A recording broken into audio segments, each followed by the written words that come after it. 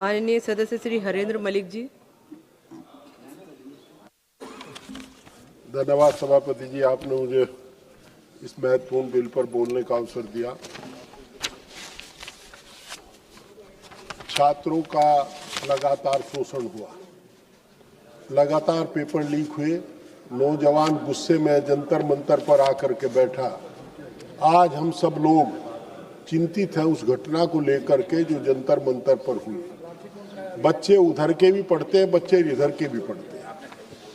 जिसकी आत्मा जिंदी है वो अत्याचार के खिलाफ लड़ा करता है, और कहा ही जाता है कि जिंदा वही है जो धारा के प्रतिकूल तैरता है, लाश तो पानी के साथ बह जाती है। क्या बात।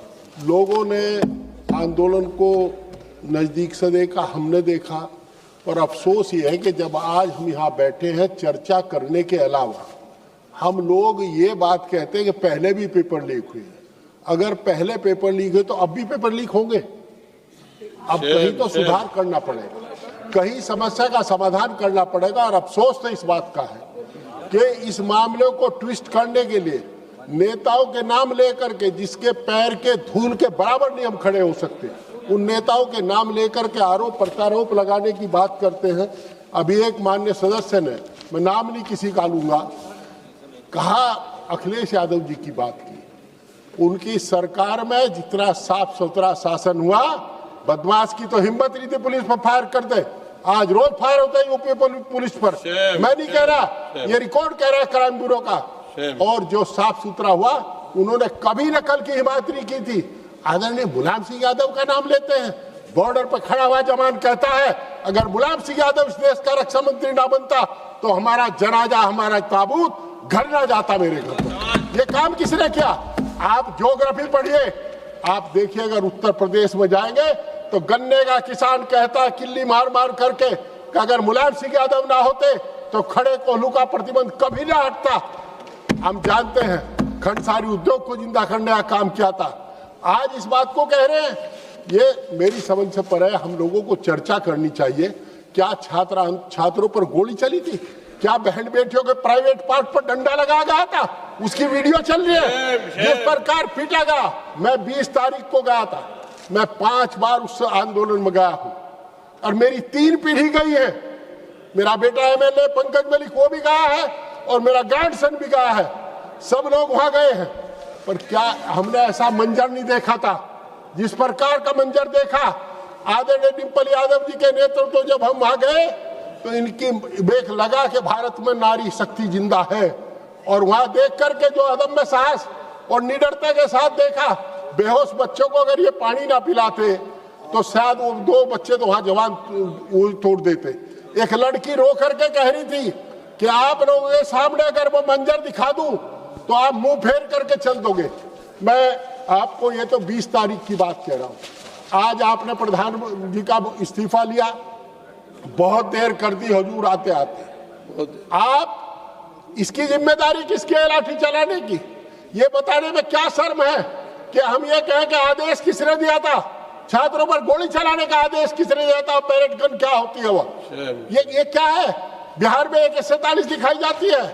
आप नौजवान शक्ति को दबा नहीं सकते। केवल ये कहने मात्र से काम नहीं चलता। पहले भी हुआ है, पहले छात्र आंदोलन हुआ था, उसके बाद सरकार बदली गई थी, और मैं दावे के साथ कहता हूं अब भी सरकार बदली जाएगी। दोस्तों, सरकार समाधान के स्थान पर बहाने टोहरे हैं। आप रामपुर में, हम रोज यहाँ सभी मान्य सदस्य इधर का उधर का कहते हैं सरकारी यूनिवर्सिटी बननी चाहिए, यूनिवर्सिटी बननी चाहिए। जौहर विश्वविद्यालय को ध्वस्त करने का काम कर रहे हैं। शर्म आती है ये देख करके। मैं गया था रामपुर, हमने बात की। विश्वविद्यालय की स्थापना 16 में पूर्ण हो चुका था निर्माण, और नोटिफिकेशन हुआ 24 में। मैंने डीएम से पूछा क्या नोटिफिकेशन पिछली डेट से लागू करने का प्राविधान था? अगर नहीं जी, और उसके बाद डिमोलिश करने की कार्रवाई कर रहे हैं। शर्म आनी चाहिए। आप जो शिक्षा के मंदिर है उनको ध्वस्त करने का काम बंद करो, शिक्षा को बचाने का काम करो, और देखे जिस ओर जवानी चलती है उस ओर जमाना चलता है। आप अभी तो मैं शुरू भी नहीं हुआ, आप अभी बटन पर हाथ धर रही है। देखिए, ये इस तरह का काम सरकार को शोभा नहीं देता। और जिस प्रकार सीबीआई जांच तो कितनी होली इन मामलों की, आज तक कोई कार्रवाई हुई? फास्ट ट्रैक कोर्ट की बात है, आपने उसमें कोई प्राविधान सुधार का तो किया नहीं।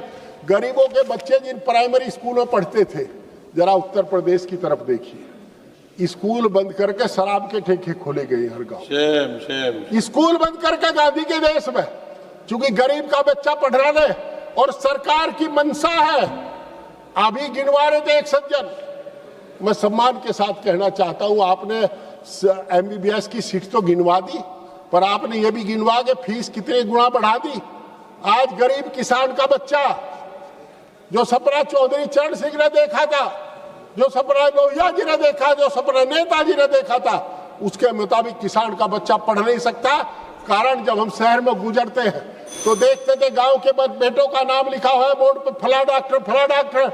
एमबीबीएस की फीस 2 लाख रुपए पर एनम से बढ़ा करके इन्होंने 18 लाख रुपए पर एनम कर दी।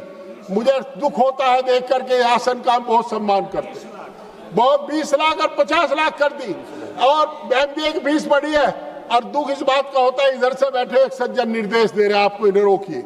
अरे हम सच बोलते हैं, आपको पीड़ा होती है, हमको चाटुकार थोड़े हैं कि यहाँ चाटुकार कैसा आए हैं, जनता के बल पर आए हैं, छठा चुनाव जीत करके आए हैं। मैं एक बात कहकर के अपनी बात खत्म करता हूँ। मेरा अनुरोध है सरकार से, इस व्यवस्था को पारदर्शी बनाइए।